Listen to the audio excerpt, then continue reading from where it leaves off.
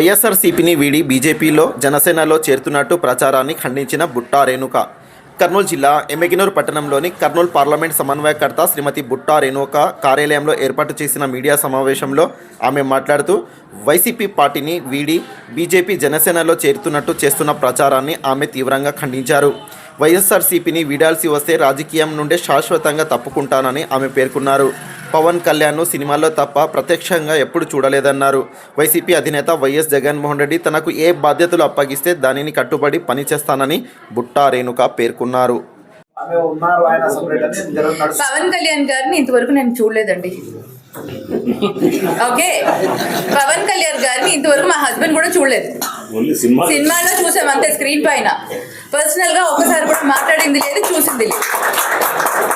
ఇంకా జనసేన గురించి ఏం మాట్లాడతాం మనం?